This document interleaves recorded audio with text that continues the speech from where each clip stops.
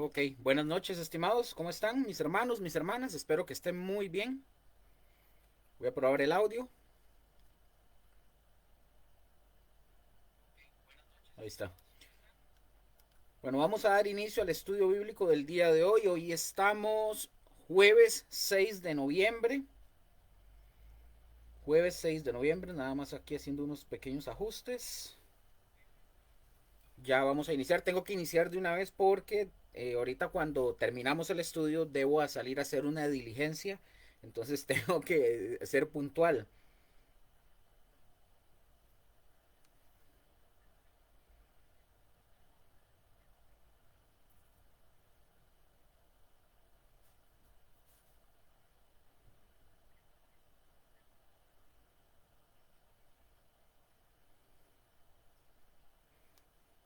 Ok,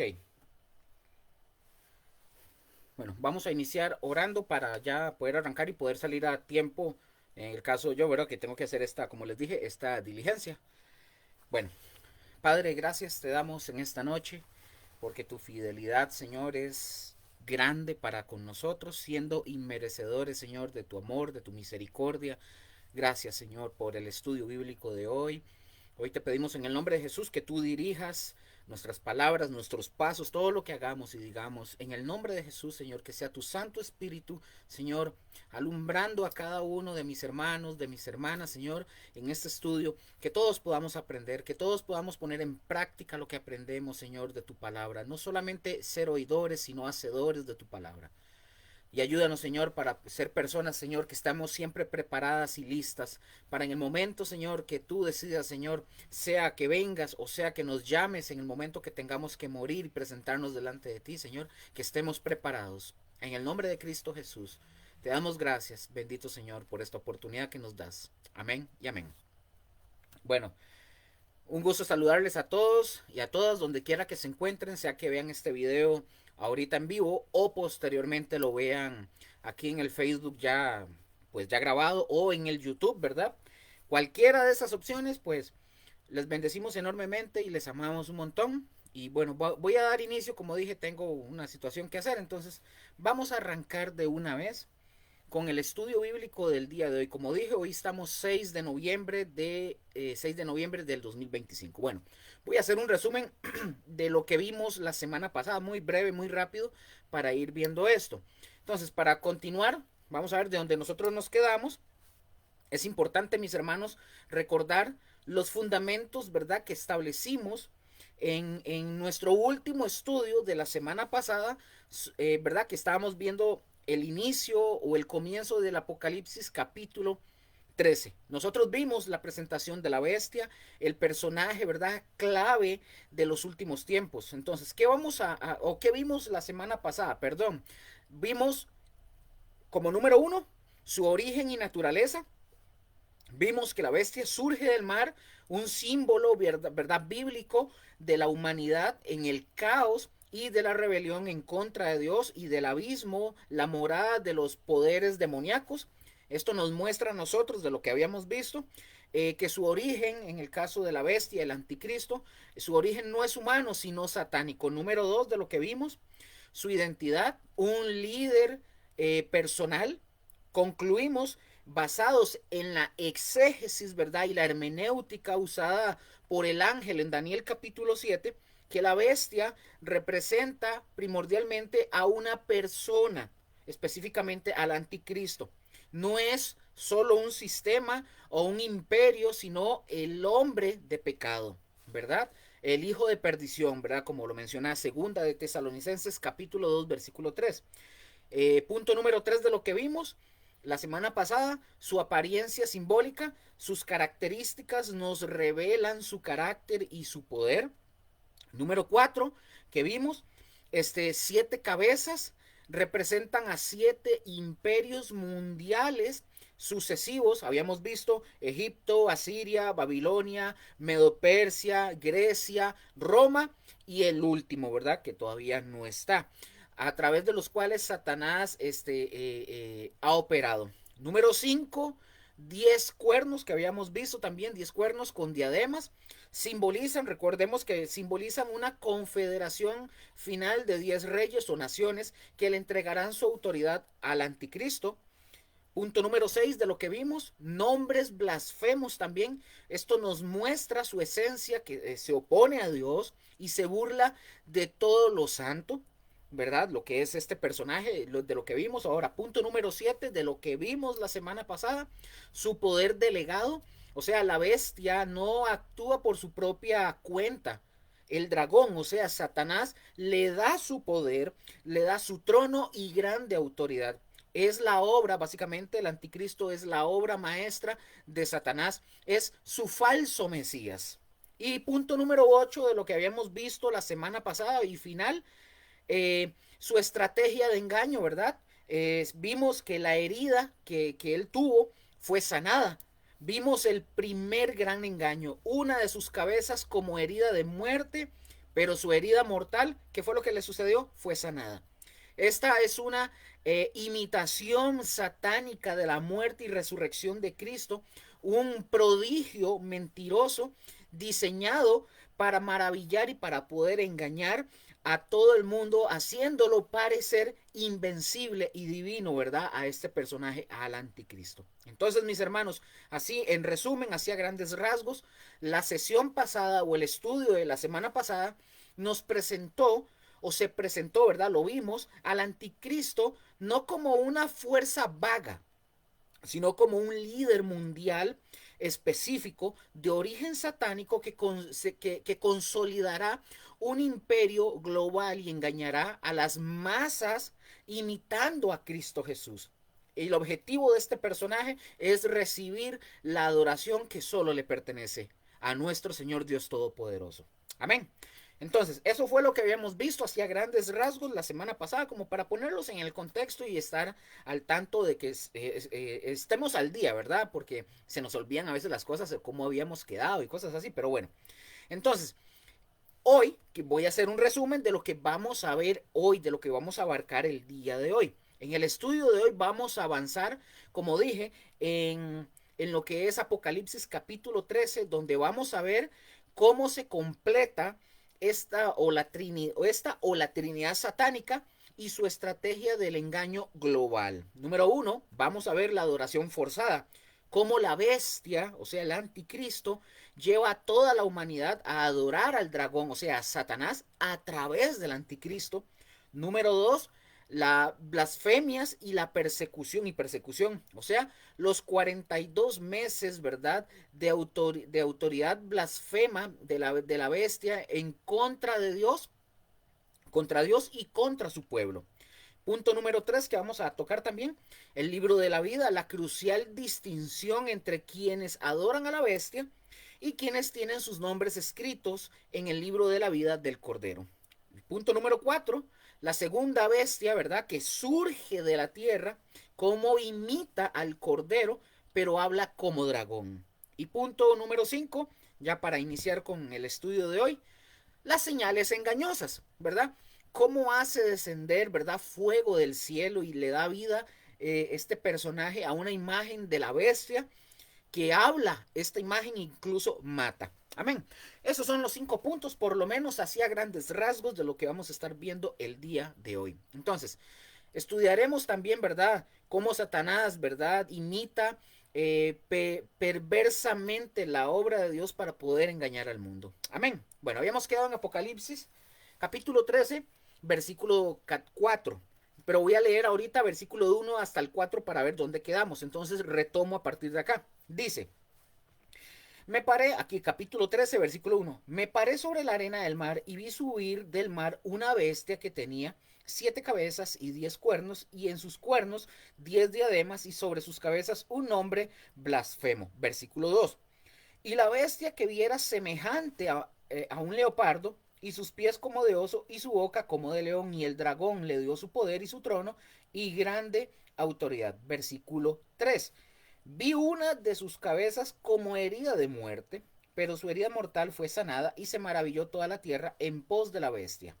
Y retomamos a partir de aquí, versículo 4. Aquí vamos a ver la autoridad y la popularidad, cómo crece de esta bestia, ¿verdad? Del anticristo. Entonces dice versículo 4. Y adoraron al dragón que había dado autoridad a la bestia y adoraron a la bestia, diciendo, ¿quién como la bestia y quién podrá luchar contra ella? No es como el Chapulín Colorado, ¿quién podrá defenderla? No, no. Aquí es quién como la bestia y quién podrá luchar contra ella. Es decir, contra el anticristo. Entonces vamos a ir paso a paso. Dice, adoraron al dragón que había dado autoridad a la bestia. Vean, ojo, vean qué interesante esto, porque un resultado directo de la curación, recordemos que la bestia tuvo una herida como de muerte, entonces aquí nosotros vemos que un resultado directo de la curación sobrenatural de la bestia es que los moradores de la tierra, es decir, los seres humanos, van en pos de ella, en pos de la bestia, en pos del anticristo. La bestia, mis hermanos, a su vez conduce a la humanidad a rendirle culto y adoración a Satanás. El texto dice concretamente, leo, dice, y adoraron al dragón porque había dado autoridad a la bestia. Pongan atención, vean que voy un poquito rápido por lo que les comenté al principio. El verbo adoraron es el aoristo indicativo en voz activa del griego proscuneo del Strong 4352, que significa rendir homenaje, inclinarse y adorar. Eso significa. Aquí se los voy a compartir en la barra de los comentarios para que lo tengan. El verbo adoraron es el aoristo, aquí está, ahí se los comparto, todo ya vieron todo lo que significa. Para ver, uy, mira qué extraño. No puedo.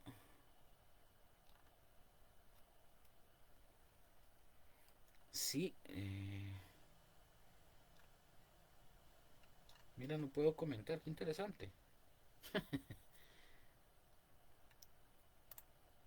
Mira, no puedo subir comentario, no sé si estaré, para ver.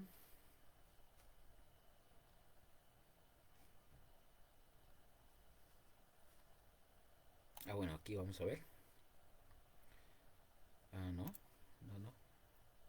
Bueno, no lo puedo comentar, los voy a ir subiendo tal vez más después, no sé, qué raro, no puedo ver los comentarios acá directamente.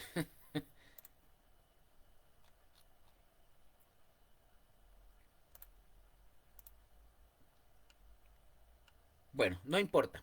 Vamos a seguir, no pasa nada. Yo después subo los comentarios y subo lo que estoy hablando para que lo puedan tener ahí. Bueno, entonces vuelvo a repetir. El verbo adoraron, dice el texto, y adoraron al dragón porque había dado en el versículo 4, y adoraron al dragón porque había dado autoridad a la bestia. Recordemos otra vez, el verbo adoraron es el aoristo indicativo, voz activa del griego proscuneo del Strong 4352, que significa rendir homenaje, inclinarse y adorar.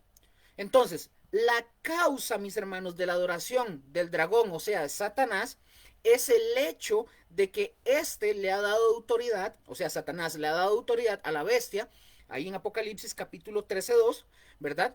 La bestia es la manifestación, pongan atención, la bestia, el anticristo, es la manifestación visible del dragón en la tierra. Adorar a la bestia es el equivalente a adorar al dragón. O sea, alguien podrá decir, bueno, no, yo no estoy adorando a Satanás, pero me cae bien la bestia, el anticristo. Claro, es una adoración, ahí está. Si adora a la bestia, el anticristo, de forma automática están adorando al dragón, o sea, a Satanás. La tarea suprema de la bestia, del anticristo, es precisamente hacer que la humanidad adore ¿a quién? A Satanás. Entonces, mientras las personas adoran a la bestia y se postran ante el gobierno del anticristo, puede ser que incluso ellos, la gente, ni siquiera sepan, ni siquiera se dan cuenta de que se están inclinando directamente al mismo Satanás. Ellos están claramente adorando a la bestia y al dragón, al anticristo y a Satanás. Así es sencillo. Y mis hermanos, ojo con esto. La adoración a Satanás se ha hecho cada día más y más popular conforme pasan los tiempos y hay muchas personas que no es una gran cantidad, pero hay muchas personas que abiertamente adoran a Satanás y otras que esperan que Satanás aparezca así, ¿verdad? Como con fealdad y con horror. Pero vean qué interesante. Lo curioso es que aunque están esperando a que Satanás se manifieste así como con frialdad, con horror, vestido de rojo y de negro y echando fuego, ¿verdad? La Biblia a nosotros nos describe o nos dice que Satanás no va a aparecer de esta manera.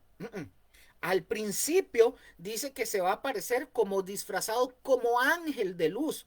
Así que no es extraño que también sus ministros, ¿verdad? Como dice 2 Corintios 11, 14 al 15, que no es extraño que incluso también sus ministros se disfracen como ministros de justicia, porque así lo dice la escritura.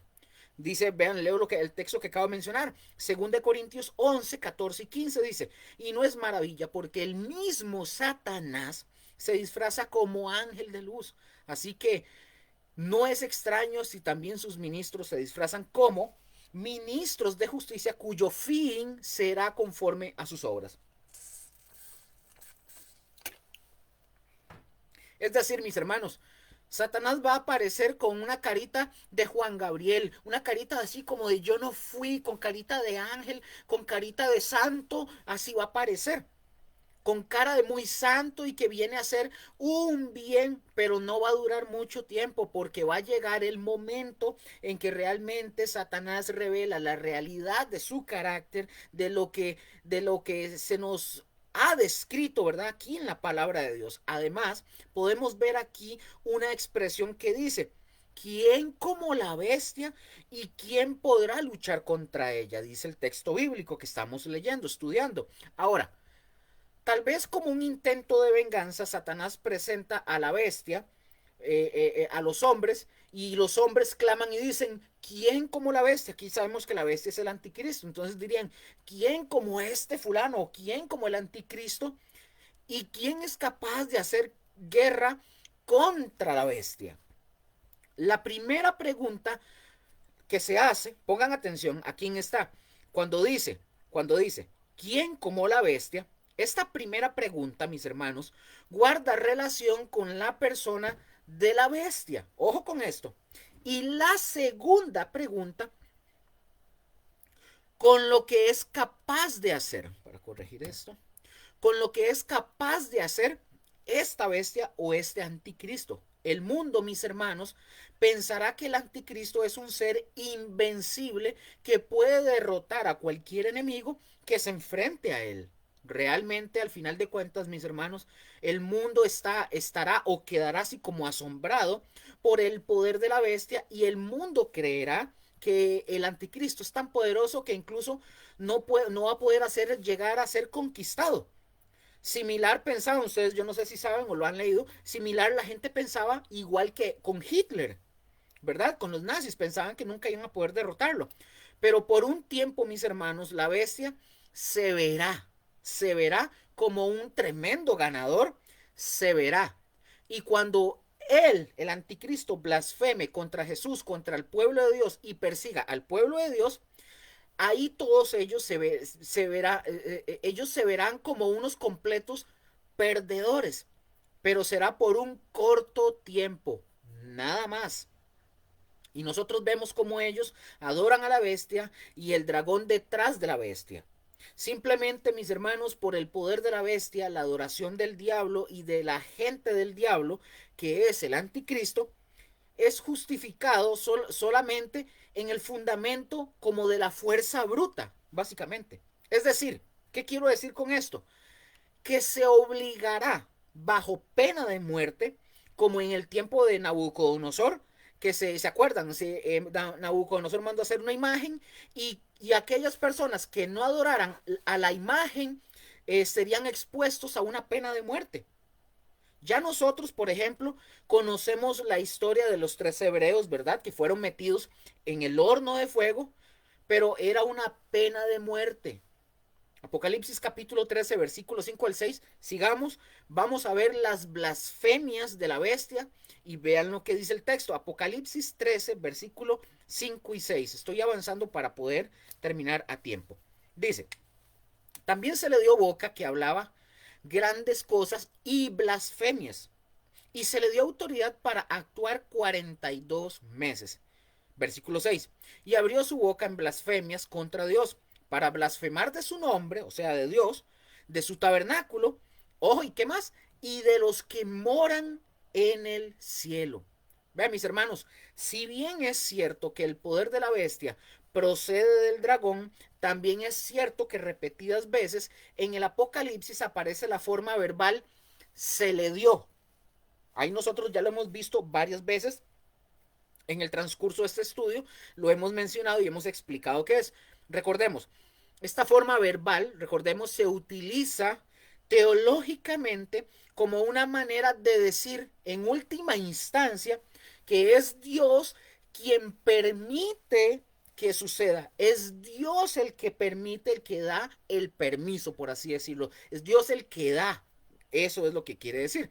Por ejemplo, una mujer llamada, quiero que vean esto, una mujer, ya esta mujer falleció, dicho sea de paso, hace mucho, una mujer llamada Josephine Massinverde, así es que es muy difícil, Massinverde Ford, erudita, no es cualquier patas vueltas, erudita bíblica y experta en griego bíblico y profesora emérita de teología de la Universidad de Notre Dame.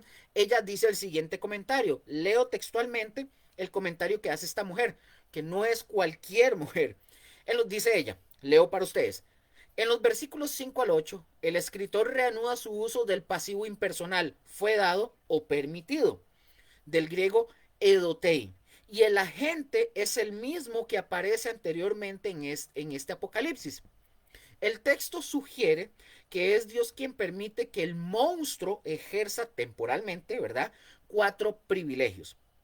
Que el cuádruple uso de edotei en los versículos 5 en su parte A, en su parte B y el versículo 7 en la parte A, expresan como número 1, dice ella, una boca que blasfema. Número 2, autoridad por 42 meses. Número 3, conquista de los santos. Y número 4, poder sobre todos los pueblos. Esto es el comentario de esta mujer. Totalmente acertado. Entonces, mis hermanos, la bestia, o sea, el anticristo, le dará prioridad al ministerio de desacreditar a Dios. Eso es lo que va a hacer. Aquí el vocablo hablaba es el participio presente, voz activa del griego laleo. Lástima que no se los puedo poner aquí en los comentarios porque no puedo, pero ahí se los voy a ir subiendo posteriormente. Del griego laleo, que esta palabra del griego laleo significa hablar. El participio, mis hermanos, presente sugiere, quiero porque aquí vemos la parte técnica, el participio presente sugiere una acción continua. La idea, mis hermanos, es que por el tiempo que dure el ministerio de este personaje, la bestia no va a parar de hablar mal en contra de Dios. No va a parar, no va a cesar de hablar mal de Dios. Entonces, mis hermanos, cuando en el griego, o sea, en el griego original, dice que la bestia hablaba, recordemos, está en participio presente en voz activa. ¿Qué significa esto, Luker? La bestia misma, lo que significa es que la bestia misma era la que hablaba y lo hacía de una manera continua sin detenerse. Eso es lo que quiere decir ese verbo, ¿verdad? El verbo la leo, ¿verdad? Hablaba. Eso es lo que significa. Entonces, el texto sugiere que esas grandes cosas que salen de la boca de la bestia equivalen a blasfemias. Básicamente es como que si la bestia se apropia del nombre y de los atributos de Dios para promover a su propia persona. Así es simple. Entonces, imaginemos esto. Póngase a ver esto. Este personaje va a blasfemar incluso de los que moran en el cielo. Aquí habla de grandes cosas y blasfemias. Es decir, es blasfemador y este es un título que puede tener el anticristo para estos tiempos finales. Un dictador más que nada, dicho sea de paso. Una bestia que es un hombre quien habla en contra de Dios y todo lo que Dios representa. Su nombre, su tabernáculo y todos los que moran en el cielo. En la historia, mis hermanos, por ejemplo, en la historia del ser humano, nosotros podemos analizar cómo han existido muchísimos ejemplos de emperadores romanos que blasfemaron de Dios en esa manera también. Pero no se puede decir que cumplieron esta profecía porque esta es la profecía del anticristo. Amén. Sigue diciendo el texto, sigue el texto de Apocalipsis. Dice, y se le dio autoridad para actuar 42 meses.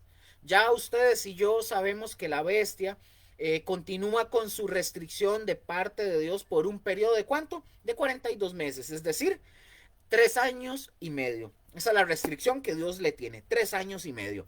La duración, mis hermanos, de este periodo nos enseña a nosotros, nos muestra que la bestia tiene un dominio total por la primera mitad de los 7 años finales. Y va a ser juicio de Dios para la tierra definitivamente. Y durante este tiempo de 3 años y medio, el anticristo no está fuera del control de la autoridad de Dios, más bien es parte de su juicio. Ahora, pregunto, ¿por qué nos dice que la bestia hablaba blasfemias de los que moran en el cielo? ¿Qué significa esto, Luker? Dirán algunos. Bueno, esto significa que él, el anticristo, está hablando en contra de aquellos y aquellas personas que ya fueron tomadas en el arrebatamiento y que por lo tanto están fuera del alcance de sus garras. Por eso es que este personaje blasfema de los que están morando en el cielo. Amén. Apocalipsis capítulo 13, versículos 7 al 8. Aquí dice que la bestia, dice el texto, que hace guerra contra los santos. Vean el versículo 7. Leo para ustedes. Y se le permitió, dice, hacer guerra. Presten atención. Esta palabra, me detengo aquí un momento. Esta palabra es muy importante. Dice, se le permitió.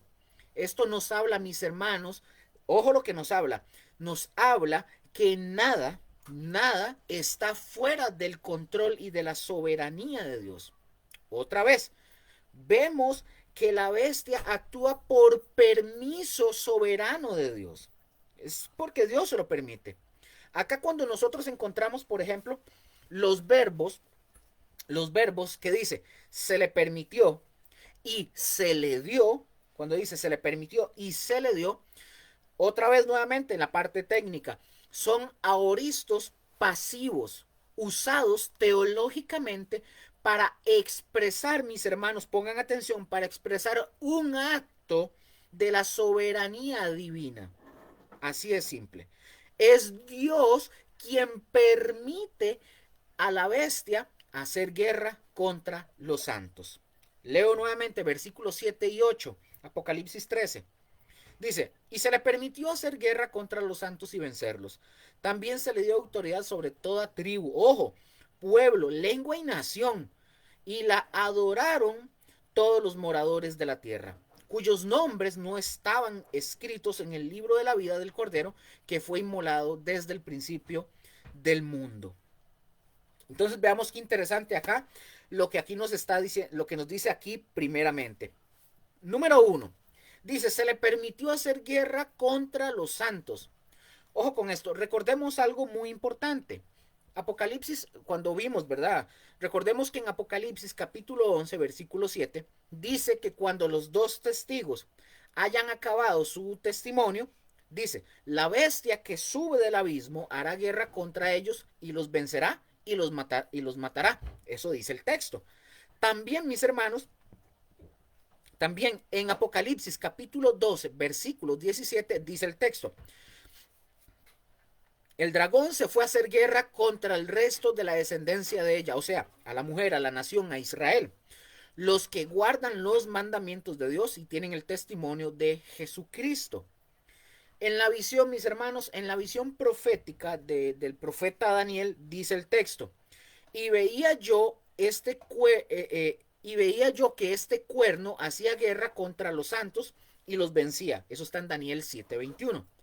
O sea, todo eso que estamos viendo es, vea, no solamente se le permite a la bestia, o sea, al anticristo, hacer guerra en contra de los santos, sino que también se le permite vencerlos, derrotarlos. Esta expresión, mis hermanos, se refiere sin duda alguna al hecho de que durante la tribulación la bestia hará uso de su autoridad para quitarle la vida física a muchos de los que ya han puesto su fe en el Mesías, o sea, en Cristo Jesús.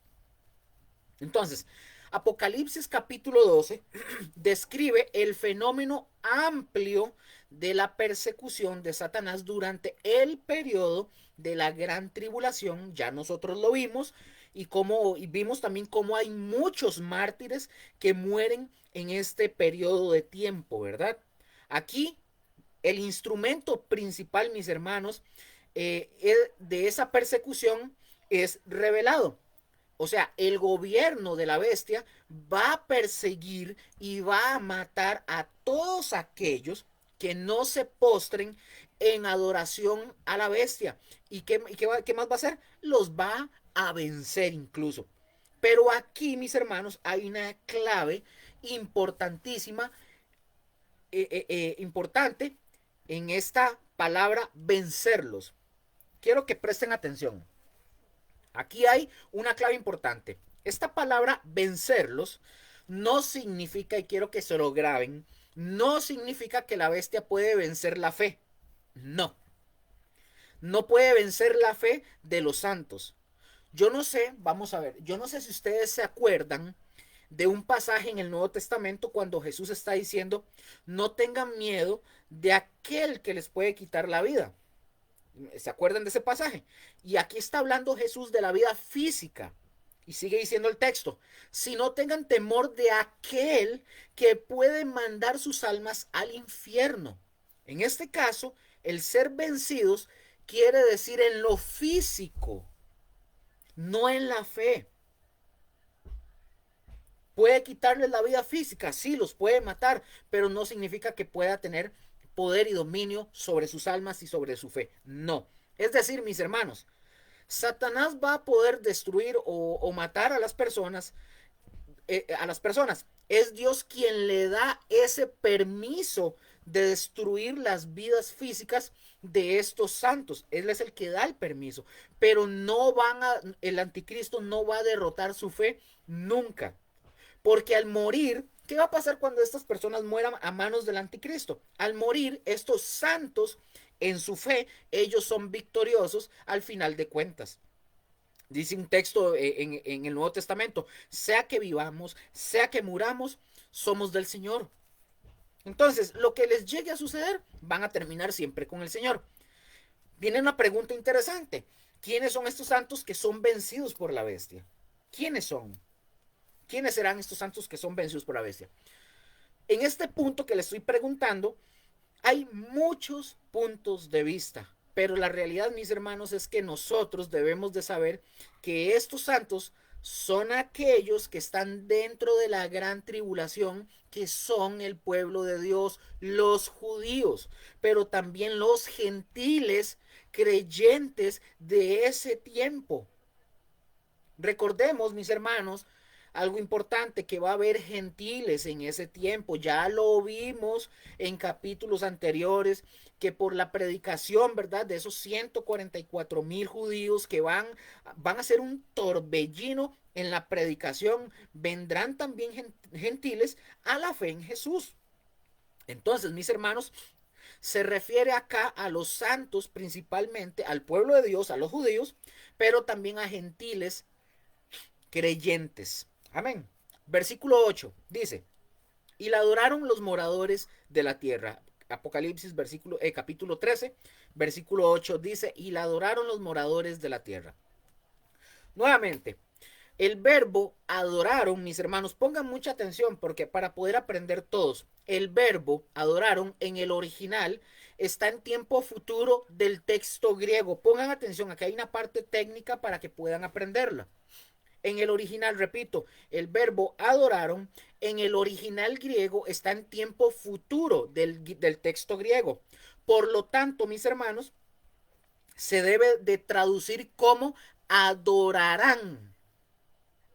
Entonces, nosotros, ustedes y yo, debemos observar también que el complemento directo de este verbo es el pronombre masculino singular del griego autón.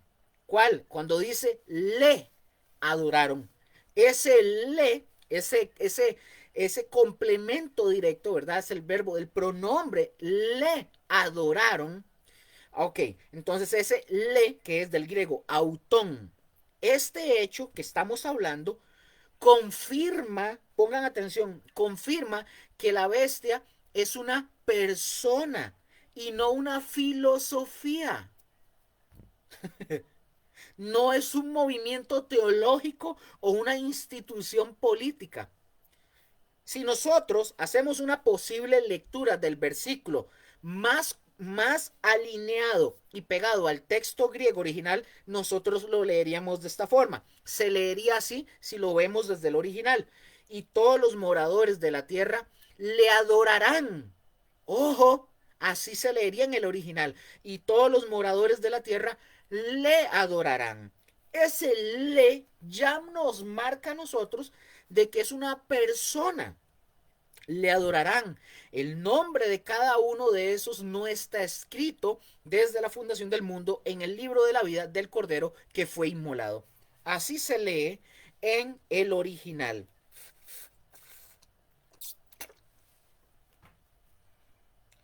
Bendiciones, Joseph, por ahí lo veo, me parece que no puedo hacer comentarios aquí, no sé por qué, pero un abrazo, bendiciones, mi hermano. Espero que esté muy bien.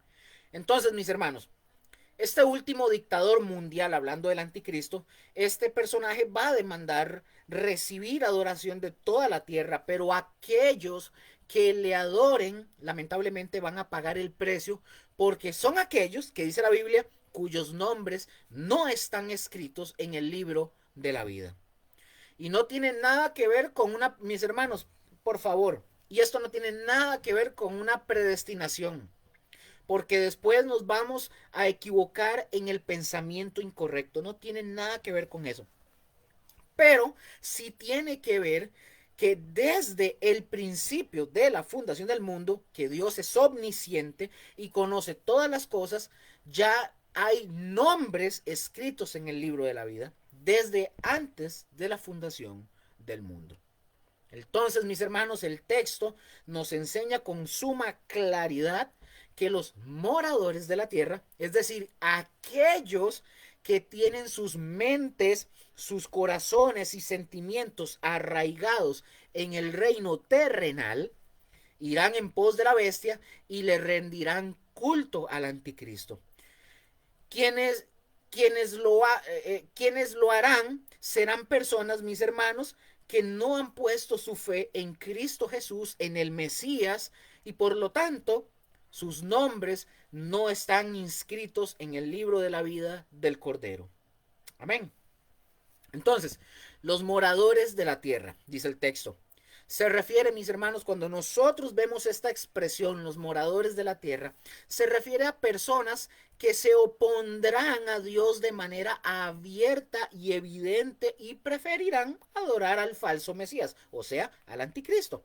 Los adoradores, mis hermanos, de la bestia, son todos aquellos que han escogido permanecer en el reino de las tinieblas. Son todos los que escogen todos los días ir en pos de Satanás, aunque digan que no. No, no hay medios. O escogemos servir a Dios o servimos a Satanás. No hay término medio, no hay grises, no hay tibios. O se es frío o se es caliente. El verbo, cuando dice el verbo, está, vean mis hermanos, aquí vamos a las partes técnicas que me encantan, me gustan un montón, porque es lo rico de poder saborear todo esto de la palabra de Dios y poder comprender muchas cosas. Viene la parte técnica que siempre les recomiendo, presten atención. El verbo estaban escritos, viene del griego hegraptai. Lástima que no se los puedo poner. Hegraptai. Este, mis hermanos, es el perfecto indicativo en tercera persona singular del griego grafo del Strong 1125. Esta significa escribir, básicamente. Ya explico qué significa el tiempo perfecto, ya explico todo esto como siempre lo he venido haciendo para que todos aprendamos, ¿verdad? No es que solamente vamos a hablar de la parte técnica para que nos oigamos todos pomposos hablando palabras elevadas, no, es para que todos aprendamos. Entonces, vamos a ver qué significa todo esto. Repito, el verbo estaban escritos viene del griego hegraptai, es el perfecto indicativo en tercera persona singular del griego grafo del Strong 1125 que significa escribir. El tiempo perfecto, mis hermanos, sugiere una acción completada con resultados permanentes. Para comprenderlo mejor, aquí viene lo bonito, para comprenderlo mejor, por ejemplo, cuando no dice, pongan atención, cuando no dice que es perfecto indicativo, cuando no dice que es perfecto indicativo, esto quiere decir que es perfecto. Cuando nosotros vemos ¿cómo se llama? En los verbos o en los tiempos verbales del griego. Perfecto, ¿qué es el perfecto? Que ya los he dicho, es que aquí yo tengo esto de los verbos del griego y todo eso, pero bueno, perfecto. Esto es el cuando. Pongan atención, vean que yo les dije que este es el perfecto indicativo. Este es el perfecto indicativo. Perdón, cuando nos dice, es que aquí lo puse mal, cuando nos dice que es perfecto indicativo, esto quiere decir esto. ¿Y qué pasó? ¿Se, ¿Se me fue la señal o qué?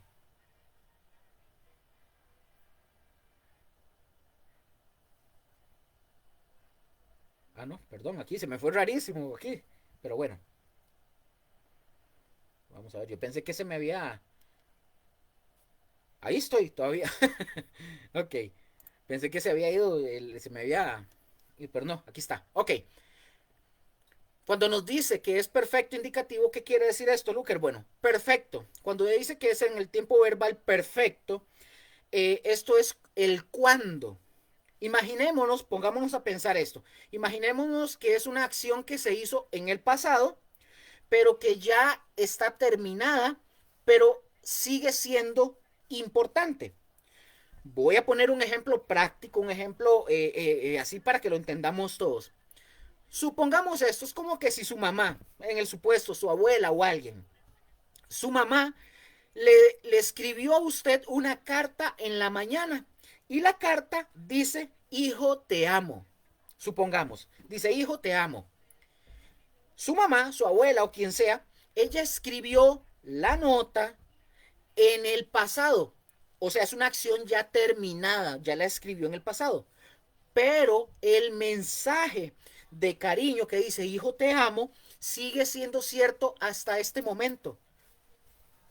Hasta ahora. Sigue siendo cierto ahora. Ese es importante, sigue siendo importante en el presente. El perfecto, mis hermanos, es un tiempo pasado que todavía importa hoy. Ese es el perfecto. Ahora, indicativo. Vamos a ver el indicativo. Indicativo, esto básicamente es muy aburrido para los adultos, pero para nosotros significa que está contando un hecho real. No es un sueño, no es un sueño o no es un deseo. Es como decir, voy a poner este ejemplo, el sol es caliente y no, ojalá el sol fuera caliente. No, es algo que de verdad pasó. Ahora, tercera persona singular. Esto es el quién. Ahora, tercera persona significa que no soy yo, ni usted, sino que es otra persona o cosa. Él, ella o eso. Eso significa tercera persona. Y cuando habla de singular, significa que es solo uno. Uno, no ellos, es solo uno. Ahora, cuando estamos hablando, ¿verdad? Esto es todo lo que estamos hablando con respecto cuando dice el texto que estaban escritos. Entonces yo les dije que eso es del griego, ¿verdad? Que es el perfecto indicativo en tercera persona. Entonces vemos que todo eso ya lo vimos, que es el perfecto, que es el indicativo, ¿verdad? Ya vimos con ejemplos, ya vimos que es tercera persona en singular, esto es el quién, la tercera persona significa que no soy yo, no es usted, sino que es otra persona, él, ella o eso, y el singular significa que es solo uno. Entonces, ahora sí, vamos con esto. Ahora, el uso, mis hermanos, del perfecto indicativo en tercera persona singular, el hegraptai, en lugar de un plural, vea que dice que es en singular, en lugar de un plural, o sea, están escritos los nombres, no porque dice el texto, porque en plural diría así, el texto dice, estaban escritos, no estaban escritos el nombre, ¿verdad? Entonces, en lugar de plural, ¿verdad? Que sería, están escritos los nombres, es una elección cuando dice que es persona singular, cuando es perfecto indicativo en tercera persona singular, es una elección gramatical de forma deliberada en el griego original que lleva muchísimo significado. Por eso yo les hablo de esto, porque esto es lo que le da de verdad la sazón al poder comprender esto. Sin embargo, mis hermanos, la interpretación no es que se refiere a los nombres individualmente, sino al libro de la vida como un todo. La idea es la siguiente, les doy esta idea para que la puedan comprender. El enfoque de este texto bíblico que estamos viendo, el enfoque está en el estado del libro, no en la acción de escribir los nombres. ¿Me doy a entender?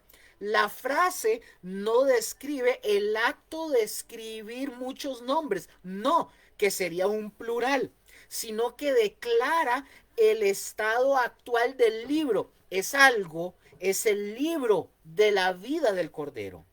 ¿Me doy a entender? Entonces, voy a parafrasearlo de esta manera. En este sentido sería así. El libro de la vida del Cordero se encuentra en un estado de haber sido escrito desde antes de la fundación del mundo. Es decir, no es que le están escribiendo, es el estado del libro que fue escrito desde antes de la fundación del mundo. Entonces, Luker, ¿qué significa ese estado? Preguntarán. Bueno, mis hermanos, de nuevo, el perfecto nos dice que el libro fue escrito en el pasado, es una acción ya completada. Y que ese hecho tiene una vigencia y una consecuencia absoluta en el presente. O sea, es un resultado permanente. No es un libro, mis hermanos, que se está escribiendo sobre la marcha. Ah, mira, es que Rose eligió y adiós, hoy escribo. Ah, no, se portó mal, yo la borro. No, no, no, no, no, no, no, no.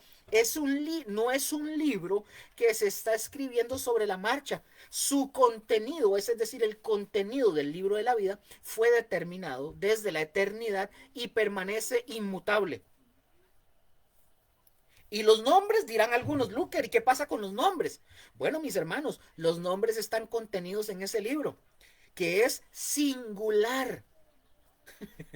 La atención la recibe el libro en su estado definitivo. La frase nos afirma la existencia y autoridad del libro mismo. Los nombres no escritos en ese libro, en particular perdón, los nombres no escritos en ese libro, en particular, son los que adoran a la bestia. Amén, me doy a entender, en resumen, para que incluso lo pueda, esto, les voy a dar este ejemplo para que lo entienda incluso un niño, aquí está mi hija, para que lo entienda incluso hasta ella. Imaginémonos esto, pongámonos a imaginar esto por aquello que se hayan quedado embotados.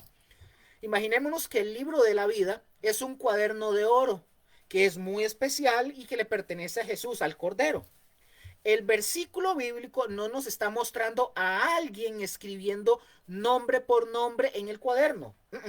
En lugar de eso, nos señala el cuaderno completo y nos dice, miren, háganse de cuenta que es Jesús diciendo, miren, este es mi cuaderno, es el cuaderno de Jesús. Yo estaba ya estaba lleno y terminado desde antes de que existiera el mundo. Los nombres que no están en este cuaderno en particular son los que seguirán a la bestia. ¿Lo entendió, Gigi? ¿Ah? Sí, bueno, imagínense. Entonces, en conclusión con esto, el uso del singular está escrito, refiriéndose al libro, enfatiza la autoridad, antigüedad y carácter definitivo del libro de la vida del Cordero, más que el proceso de inscripción de cada nombre individual. La terrible consecuencia, mis hermanos, para cualquier persona es que el nombre de esa persona no se encuentre en ese libro único y ya terminado. Amén. Ok. De tal forma, mis hermanos, que en este caso, ojo con esto, que en este caso se nos afirma que el nombre de cada uno de los adoradores de la bestia no ha sido escrito. No ha sido escrito desde la fundación del mundo en el libro de la vida del Cordero que fue inmolado, y esa es la condición en el cual permanecen. Solo aquellos que confían en el sacrificio perfecto del Cordero tienen sus nombres escritos permanentemente en el libro de la vida. Los que siguen y adoran a la bestia serán permanentemente excluidos del libro de la vida del Cordero. Amén. Pregunto, ¿cómo le adoran todos los moradores de la tierra entonces, Luker? Bueno, quizás será por medio del patrón de la adoración demandada como lo hacían los emperadores romanos, como en los tiempos de la iglesia primitiva. No lo sé. Había un tiempo, recordemos, en la iglesia primitiva, cuando todos los residentes del imperio, ¿se acuerdan? Lo vimos en la historia de la iglesia, se les pedía quemar una pizca de incienso ante la estatua de César y las personas tenían que decir, César es Señor. Entonces, y quien no hiciera ese acto en aquel entonces era puesto amarrado y quemado en postes o expuesto a los leones en el Coliseo. Así era en aquel tiempo. Y los cristianos, ¿qué hacían los cristianos? Se rehusaban a hacer esta práctica, ¿verdad? De la pizca de incienso, y eran perseguidos a causa de esto. Entonces muchos les decían, pero eso solo es una pizca para que se salve la vida. No, y los cristianos rehusaban hacer eso, y muchos eran muertos por rehusarse a decir César es Señor. Porque hacer eso era básicamente decir que rechazar a Cristo básicamente. Entonces, por eso encontramos cuando dice Pablo en Romanos que todo el que confesara el nombre de Jesús, porque tiene un contexto. Hoy todos creen que por decir, yo te acepto, yo soy cristiano, Señor Jesús, yo creen que son cristianos por eso, porque dicen es que el que no confesare su nombre, creen que el contexto tiene que ver con eso. No, en aquel entonces tenía que ver con la vida. Usted tenía que decir públicamente que Jesús era Señor, era ponerle la espada en el pescuezo. Entonces, los romanos, por ejemplo, veían esto como un acto de alianza política, si le daban esa pizquita de incienso, pero los cristianos correctamente lo veían como un acto de adoración religiosa. Después de los grandes y terribles gobernantes que se han tenido, por ejemplo, en la historia, ha habido gente y gobiernos totalitarios, como por ejemplo Vladimir Lenin, Hitler, en China con Mao Zedong, etcétera, etcétera. Así fueron, mis hermanos, así fueron todo este tipo de personas totalitarias, ¿verdad? Crueles. Ahora, pongan atención. El libro de la vida, mis hermanos, contiene los nombres de todos los redimidos de Dios. La idea, mis hermanos, es que el adorar a la bestia, y el tener el nombre en el libro de la vida son completamente dos cosas opuestas. Son polos opuestos. Eso hay que tenerlo claro y entenderlo. Versículo 8 dice, y la adoraron todos los moradores de la tierra cuyos nombres no estaban escritos en el libro de la vida del Cordero que fue inmolado desde el principio del mundo. Entonces, otra observación que hay que hacer, que es importante y que ustedes y yo tenemos que ver, tiene que ver con la frase desde la fundación del mundo o desde el principio del mundo. La frase, mis hermanos, pongan atención, la frase no se refiere al comienzo de la historia de la humanidad, no, sino que tiene que ver con la fundación del orden visible total en la que la creación está representada como un inmenso edificio bajo las manos del arquitecto divino. Esta frase, mis hermanos, también está conectada con la expresión no está escrito. Es decir, mis hermanos, el nombre de cada uno de los adoradores de la bestia no está escrito desde la fundación del mundo en el libro de la vida del Cordero. Entonces, mis hermanos, la extensión es la siguiente. En el libro de la vida del Cordero están inscritos los nombres de todos los que han puesto su fe en el Mesías. Esa inscripción fue hecha posible por la anticipación de la futura muerte del Cordero en beneficio de ellos. Este punto de vista, mis hermanos, es apoyado por el hecho de que en Apocalipsis capítulo 17, versículo 8, Juan, el apóstol Juan, se refiere de nuevo a los moradores de la tierra, aquellos cuyos nombres no están escritos desde la fundación del mundo en el libro de la vida. Aquellos cuyos nombres sí están inscritos en el libro de la vida del Cordero son los mismos que fueron escogidos por Cristo antes de la fundación del mundo, como lo dice Efesios 1:4. Por ejemplo, la Reina Valera 1960 relaciona la frase desde el principio del mundo con el Cordero que fue inmolado, sugiriendo que el Cordero fue inmolado desde el principio del mundo. ¡Wow! Esto es increíble. Aunque este tipo de lectura, mis hermanos, pongan atención, aunque este tipo de lectura es gramaticalmente posible, parece ser imposible a la luz de Apocalipsis 17:8. Parece. También debemos recordarnos, ¿verdad? Las palabras de Primera de Pedro 1:20, donde hablando Pedro del Cordero, dice Pedro, Primera de Pedro 1:20.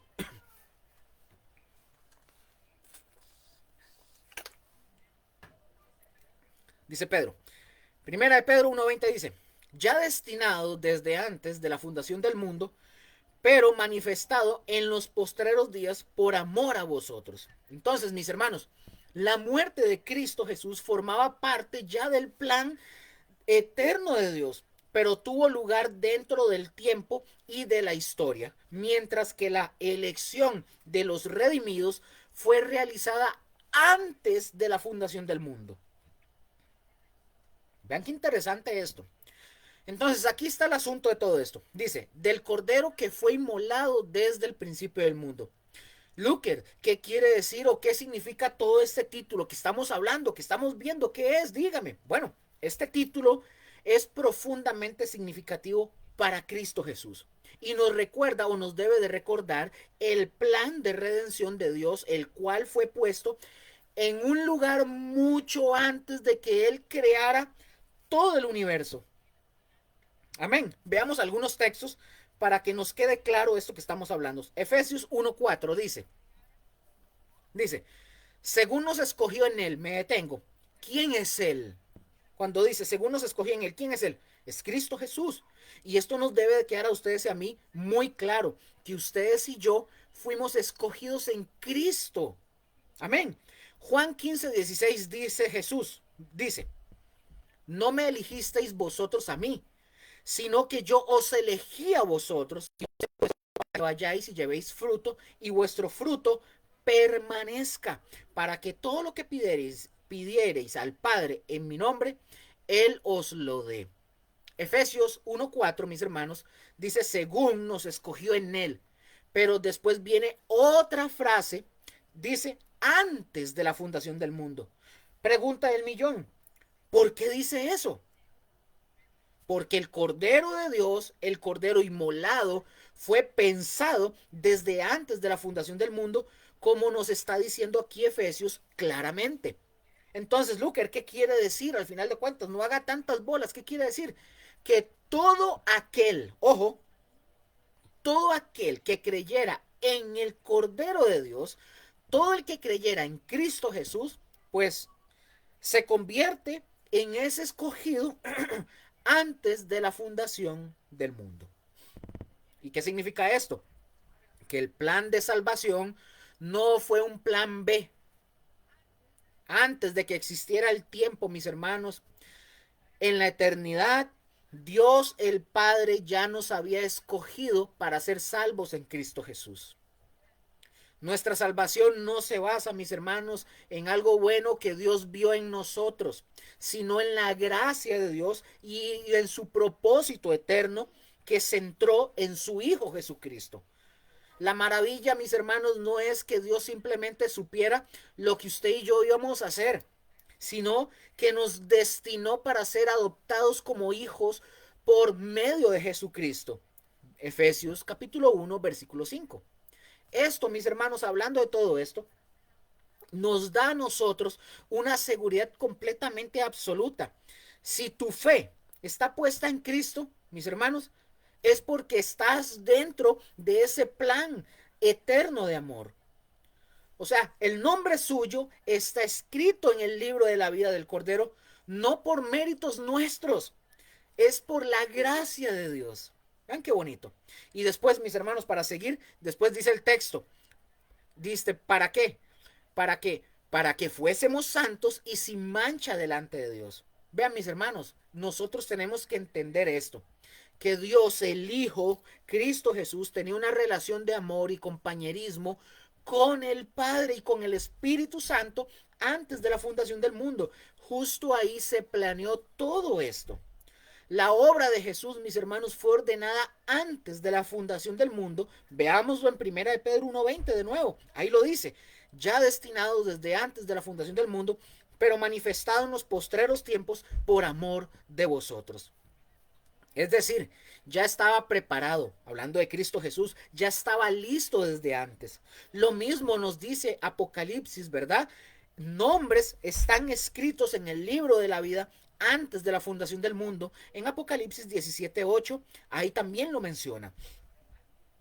También, mis hermanos, Mateo capítulo 25, versículo 34, dice que el reino de los cielos fue preparado para los redimidos antes de la fundación del mundo. Entonces, mis hermanos, ustedes y yo podemos ver lo maravilloso que es nuestro Dios y qué privilegiados somos ustedes y yo en Cristo Jesús, que pensó en ustedes y en mí desde antes. ¡Wow! Eso es increíble. Amén.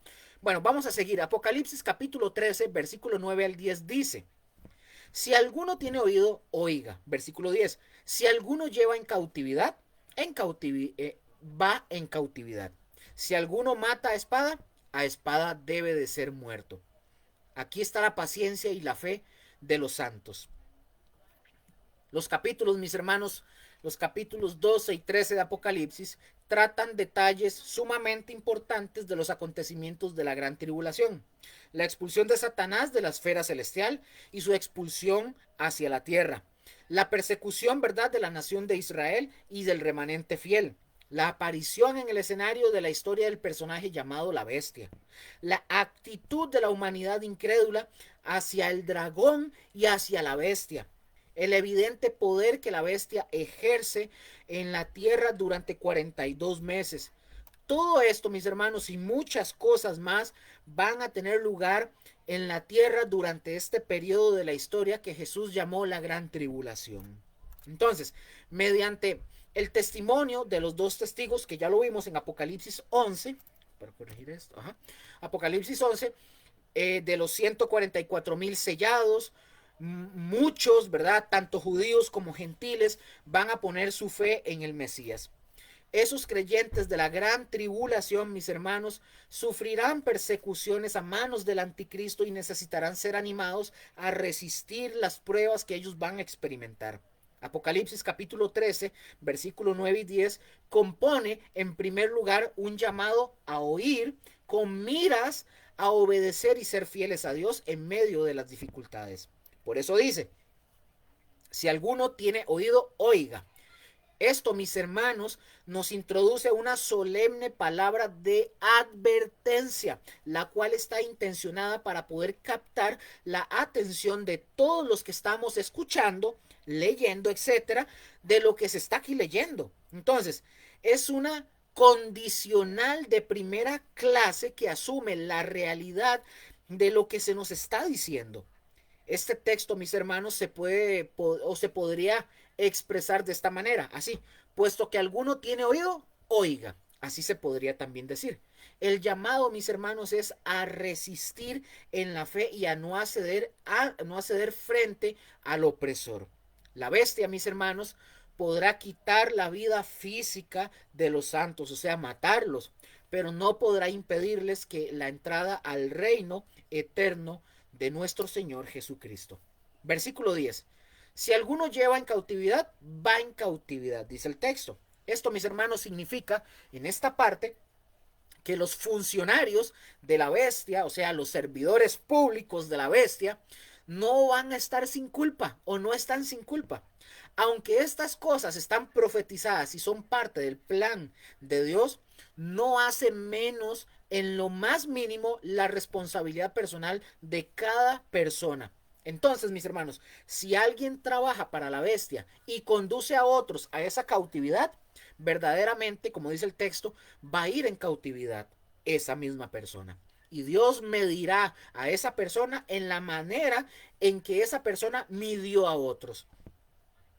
También, mis hermanos, esta expresión tiene el significado de que no hay esperanza en pelear en contra del anticristo. La única manera de vencer al anticristo es estar firmes en la fe y ser pacientes en Jesús. Ahí está la paciencia y la fe de los santos. Aunque estos santos serán, mis hermanos, ferozmente atacados por el anticristo y sus seguidores, los santos de Dios tienen que mantenerse firmes en la fe, firmes en la justicia final de Dios, y no va a ser fácil, pero Dios va a recompensar esa fe firme, esa paciencia en esa persecución. Amén. Amén. Entonces, hasta aquí, mis hermanos, se habla de la bestia que sale del mar. Ahora, de una vez, vamos a comenzar en el versículo 11 del capítulo 13, la bestia que sale de la tierra. Yo creo que hasta aquí, mis hermanos, todo lo que ya hemos visto en los diferentes capítulos nos va dando como un panorama, por así decirlo, más amplio de las cosas, desde el jinete del caballo blanco, que es el anticristo, y lo que llegamos a ver en otras partes de los capítulos, nos va ampliando el panorama de cómo va a ser el asunto durante este tiempo, ¿verdad? Amén. Entonces, dice Apocalipsis capítulo 13, versículo 11. Pues estoy acelerando para poder terminarlo todo. Para ver.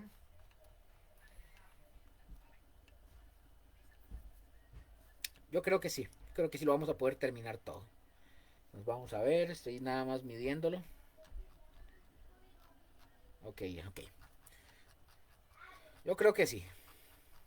Voy a acelerar.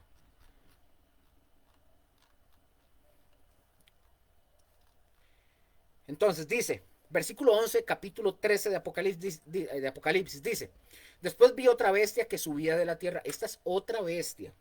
Aquí ya hablamos de la bestia que surge del mar, que es el anticristo. Aquí dice otra cosa, ojo. Después vi otra bestia que subía de la tierra y tenía dos cuernos semejantes a los de un cordero, pero hablaba como dragón. Después vi otra bestia. Como vemos, mis hermanos, esta otra bestia no es la misma que surge del mar. Con esta frase, mis hermanos, el apóstol Juan presenta al séptimo protagonista del periodo de la tribulación. Aquí, el vocablo otra del griego alos del Strong 243 sugiere otra de la misma clase, es lo que sugiere. Ahora, de tal manera, mis hermanos, que esta segunda bestia, aunque presenta características diferentes de la primera que surge del mar, es de la misma clase que su compañero en cuanto a su naturaleza. Con esta segunda bestia se completa la trinidad de iniquidad formado por el dragón, Satanás, la bestia que surge del mar, el anticristo, y la bestia que surge de la tierra, el falso profeta. Entonces, tenía una imagen aquí, después se las comparto. Entonces, la bestia, mis hermanos, que surge de la tierra, está subordinada a la bestia que surge del mar. Repito eso, la bestia que surge de la tierra está subordinada a la bestia que surge del mar y parece estar completamente dedicada a esta bestia, no a promoverse a sí misma, sino a la bestia que surge del mar, o sea, el anticristo, que recibió la herida letal, ¿se acuerdan? Que ya lo vimos. Entonces, la identificación de la bestia que surge de la tierra ha sido interpretada de maneras diferentes por expositores y por teólogos.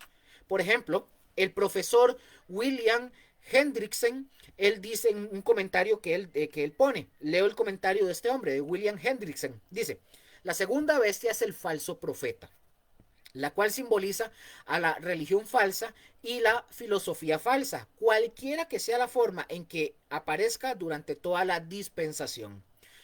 Entonces, la postura de este hombre, William Hendrickson, es un poco imprecisa, no es tan certera.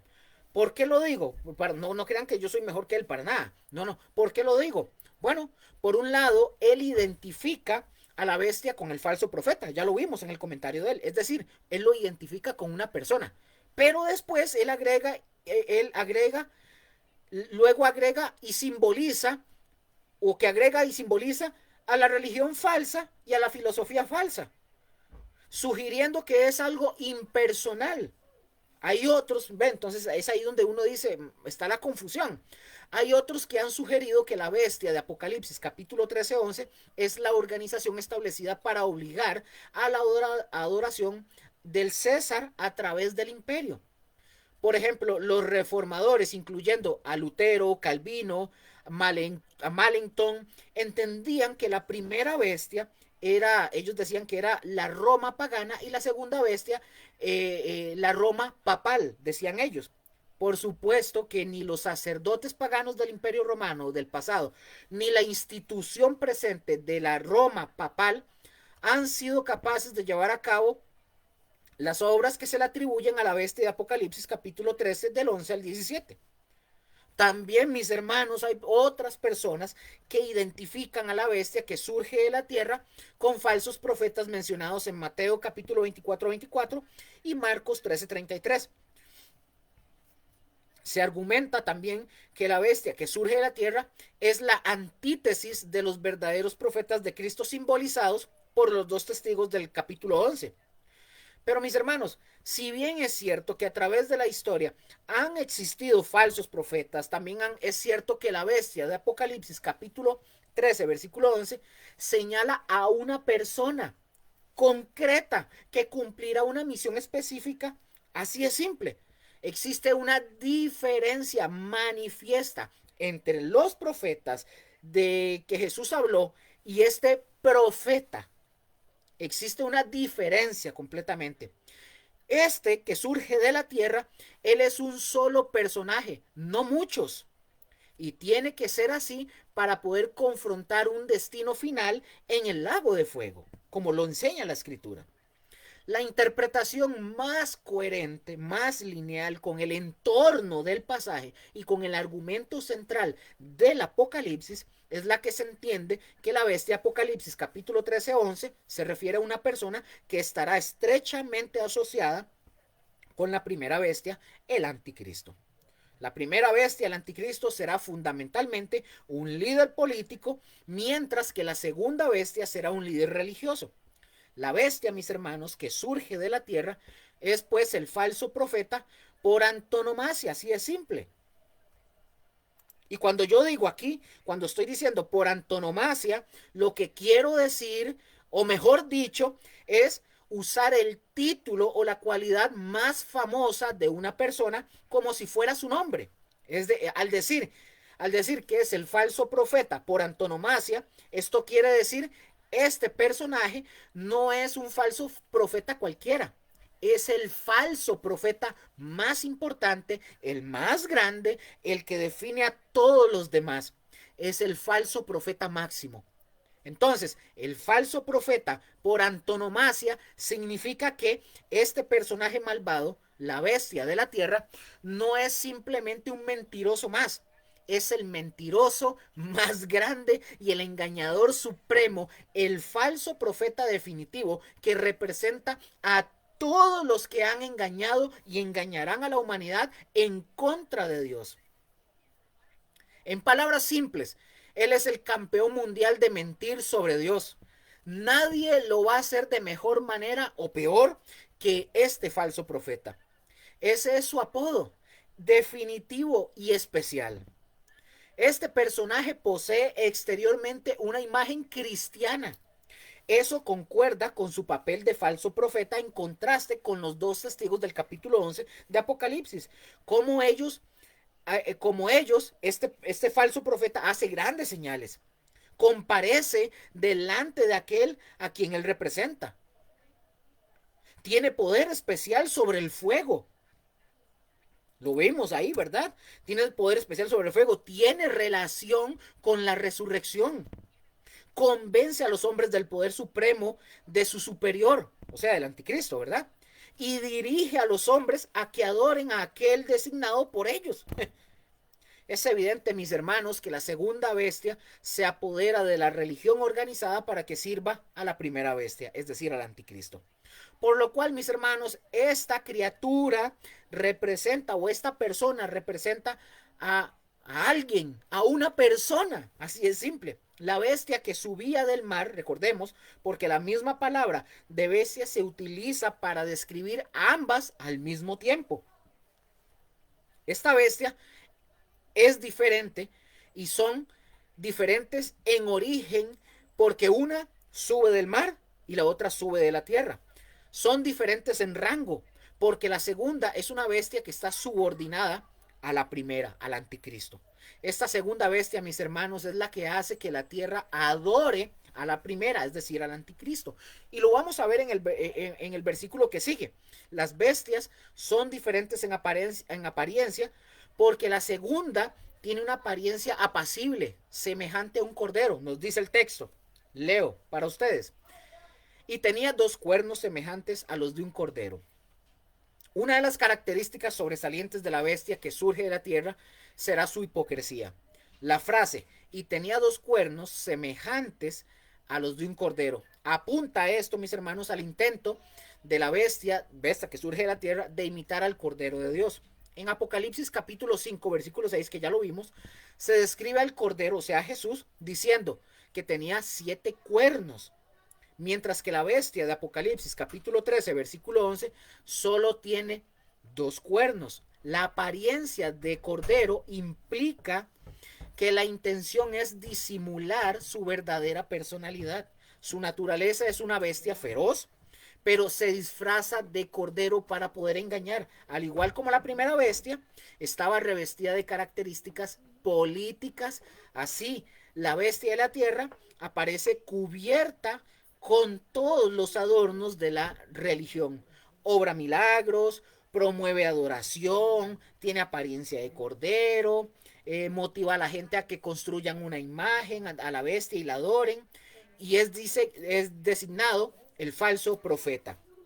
Entonces, los 2 cuernos, mis hermanos, pueden ser también una expresión de que esta bestia tiene autoridad en 2 reinos como una autoridad política y religiosa.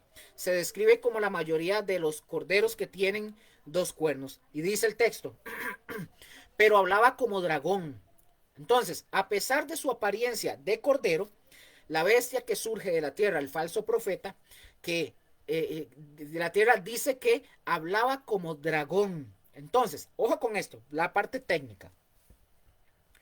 El verbo hablaba, del griego elalei, es el imperfecto indicativo voz activa de la palabra griega laleo, del Strong 2980, que significa hablar. Aquí vamos a ver algo importante. Que significa hablar. El tiempo imperfecto, mis hermanos, vea que ahora vimos el tiempo perfecto. Vamos a ver aquí el tiempo imperfecto. El tiempo imperfecto sugiere una acción continua, algo que se acostumbra o se hace constantemente.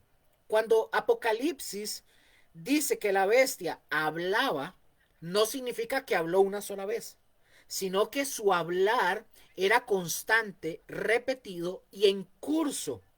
Cuando en el griego, por ejemplo, cuando en el griego original se dice que la bestia hablaba, en imperfecto indicativo, voz activa, significa que era un hecho real, que la acción la hacía la bestia, ella misma, ¿verdad? La bestia, el falso profeta, y que no fue un solo momento, sino que hablaba de manera continua, repetida, como un estilo habitual.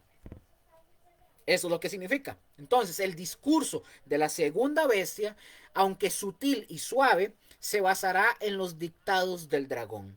Satanás será la fuente de procedencia de las palabras de la segunda bestia. Hay algunas personas, dicho sea de paso, que piensan que para poder cumplir su cometido, este personaje será de origen judío, dicen algunos, y que actuará principalmente en la tierra de Israel. Lo más prudente, creo yo, ¿verdad?, que debemos de tomar ustedes y yo, es no dogmatizar respecto a la procedencia racial o geográfica de este personaje. Por favor, ¿verdad? Entonces, observemos bien que a pesar de su apariencia como cordero, como si fuera manso, el mensaje de la segunda bestia es el mismo mensaje de la primera, o sea, del anticristo. Entonces, la segunda bestia es llamada el falso profeta. Y alguien dirá, ¿y cómo sabe eso usted, Luker? ¿Es porque usted lo dice? No, no. Lo encontramos en Apocalipsis 16:13, Apocalipsis 19:20 y en Apocalipsis 20:10. Ahí encontramos a este falso profeta más todo lo que ya hemos estado hablando y viendo. Entonces, esta bestia es alguien distinto del anticristo y distinto al dragón que es Satanás. Entre el dragón, la bestia que sube del mar y la bestia que surge de la tierra, tenemos una trinidad, pero es una trinidad impía y satánica. Nosotros podríamos decir aquí que el dragón es el antipadre, la bestia que sale del mar es el anticristo y la bestia que sale de la tierra es el antiespíritu santo. Recordemos que Satanás, mis hermanos, siempre trata de imitar. Él es un imitador, él no es un originador, él es un imitador. Él no puede originar, pero sí puede imitar. Apocalipsis capítulo 13, versículos 12 al 15.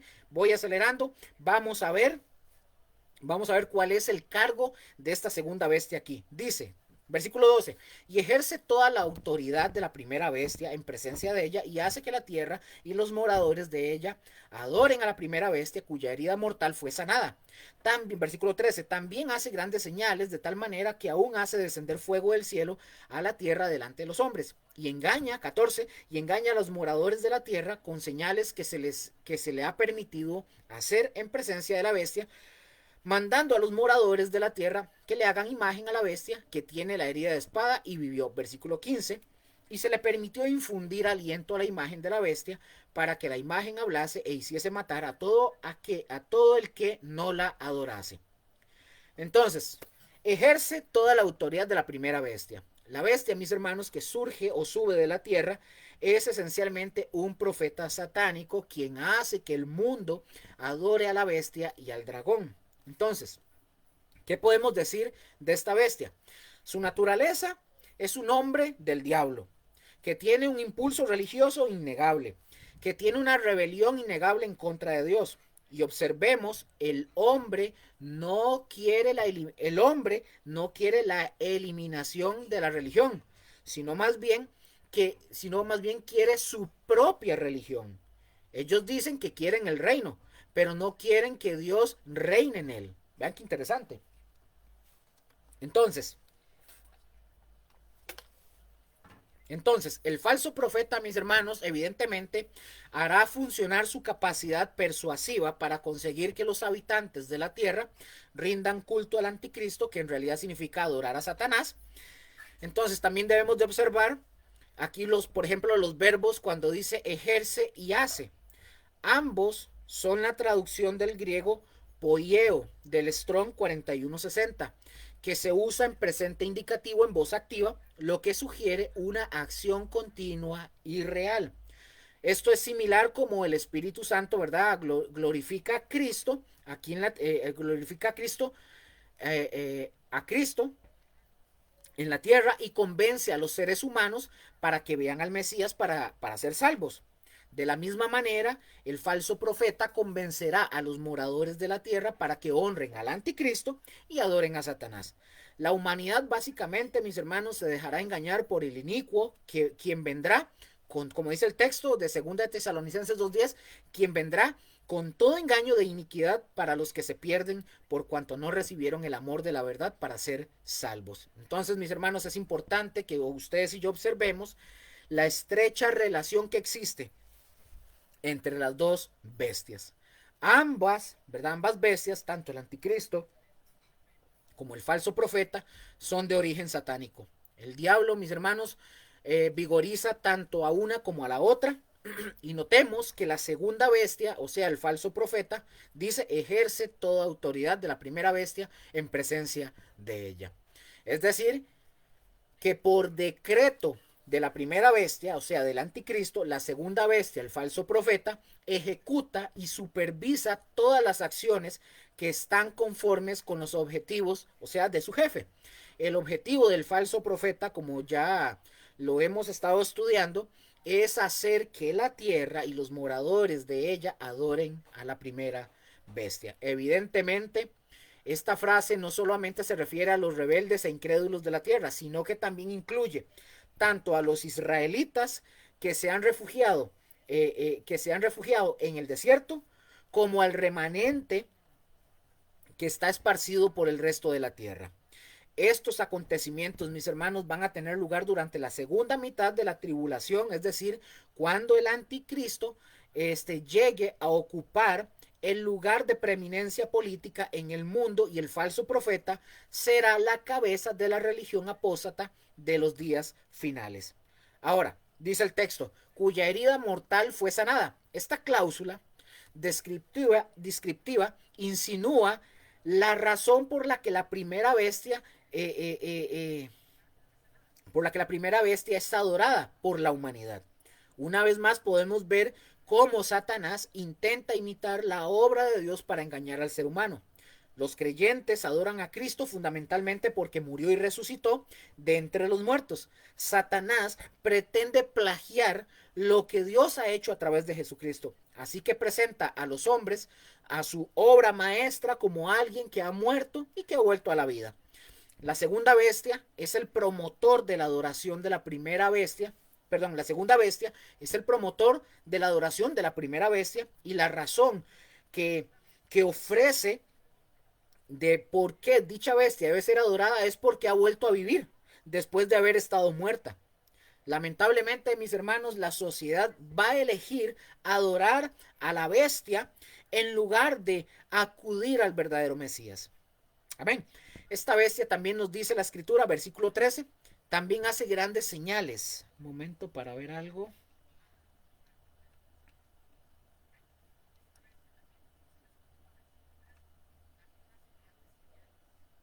Ok, creo que sí vamos a poder terminar.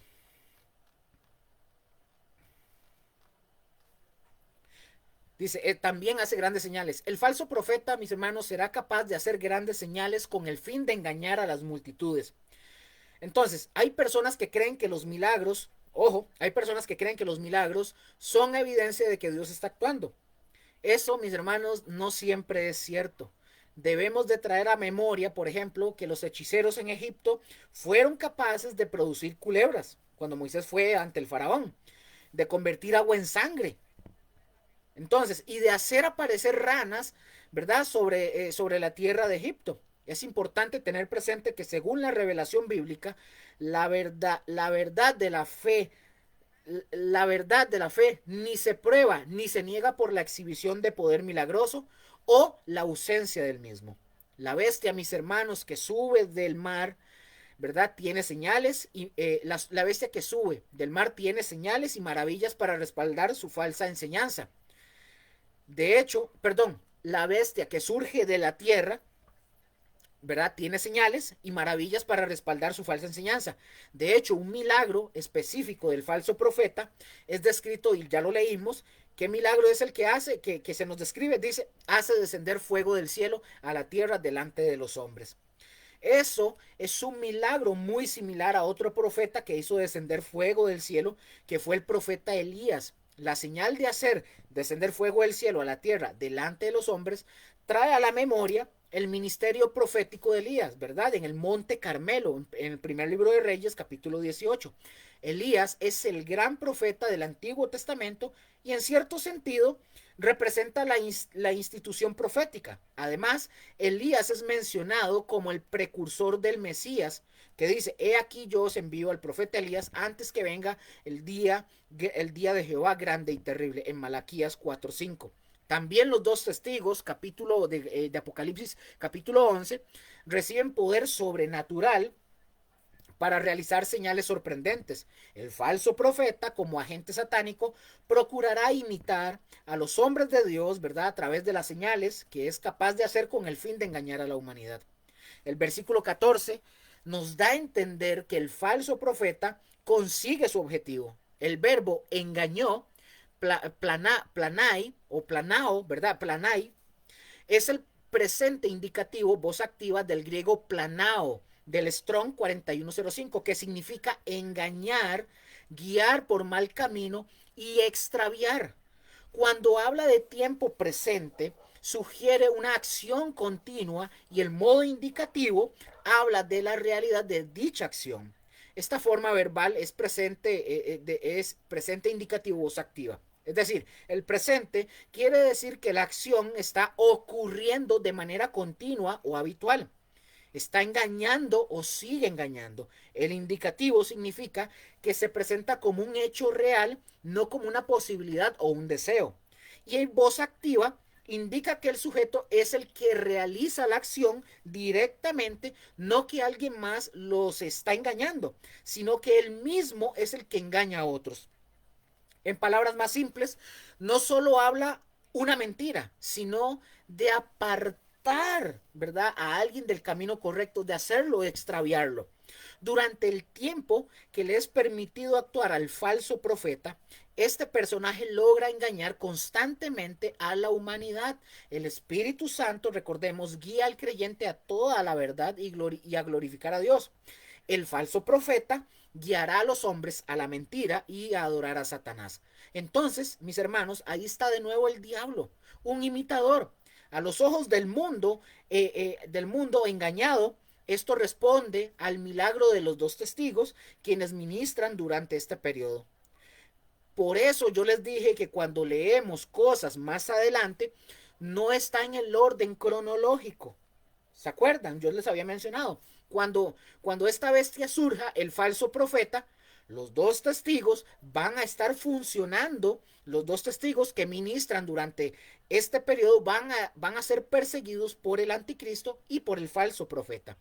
El mundo, mis hermanos, es engañado y por eso colocan al falso profeta al nivel del profeta Elías, ¿verdad? Así que,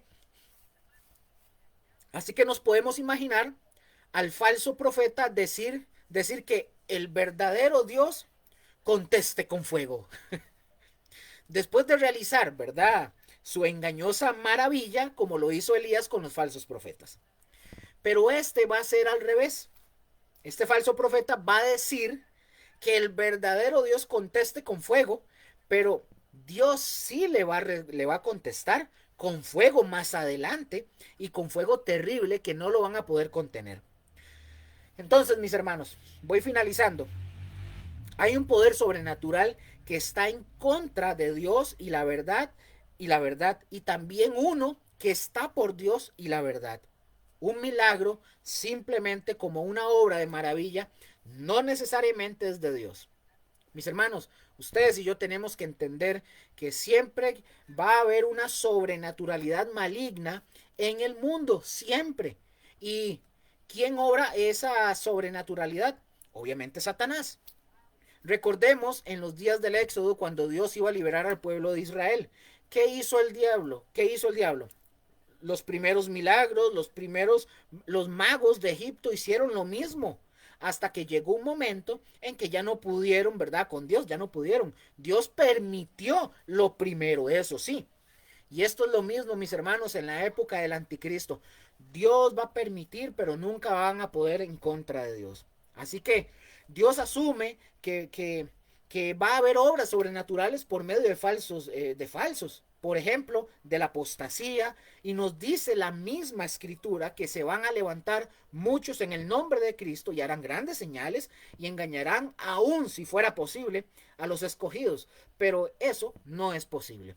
Pero sí nos advierte de que el maligno va a obrar milagros, pero son milagros, no son los verdaderos de Dios. Amén. Mateo 24:24, Jesús dijo que en los tiempos finales los falsos profetas harían grandes señales y prodigios.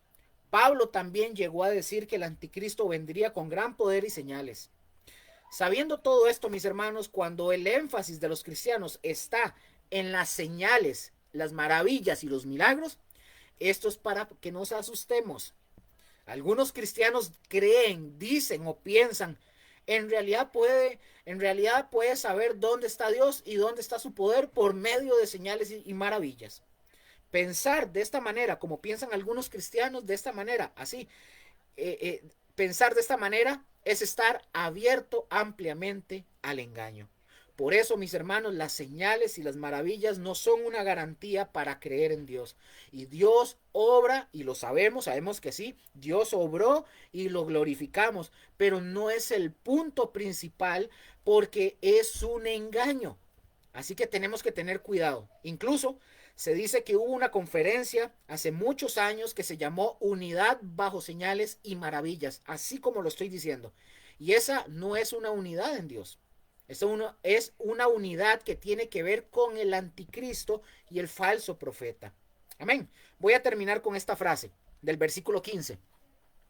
Y se le permitió infundir aliento a la imagen de la bestia para que la imagen hablase e hiciese matar a todo el que no la adorase. En reiteradas ocasiones, mis hermanos, en este estudio bíblico, ¿verdad?, del Apocalipsis, se ha dicho o he dicho que las actuaciones tanto de la primera como de la segunda bestia son controladas por Dios, el Dios soberano y todopoderoso. La expresión "y se le permitió", recordemos, sugiere una acción soberana de Dios, tolerando que el falso profeta realice una acción que pertenece a la esfera de lo divino. Lo característico es que Dios controla incluso la maliciosa actuación del falso profeta. El texto dice: se le permitió infundir aliento a la imagen de la bestia. El sustantivo aliento viene de la palabra griega neuma, del Strong 4151. Es el vocablo generalmente traducido como espíritu. Si bien es cierto, mis hermanos, pongan atención, si bien es cierto que este sustantivo es diferente de zoe o de zoe, que significa vida, eso no implica que no haya existido un acto milagroso. Hay algunas personas, ¿verdad?, que piensan que pudo haber sido un truco mágico, pero el texto, sin embargo, no revela que lo sucedido sea una apariencia engañosa. No lo insinúa el texto. El propósito, mis hermanos, de infundir aliento a la imagen es doble. Número uno, para que la imagen hablase. Y número dos, o segundo, para que hiciese matar a todo el que no la adorase. Con esto, mis hermanos, se ha llegado a sugerir incluso que el hablar de la bestia es un acto de ventriloquía, dicen algunos. También se dice que esta práctica era frecuente entre las religiones paganas de Asia Menor e incluso dentro del Imperio Romano. Es decir, mis hermanos, podemos concluir en que las prácticas fraudulentas de las religiones paganas son innegables.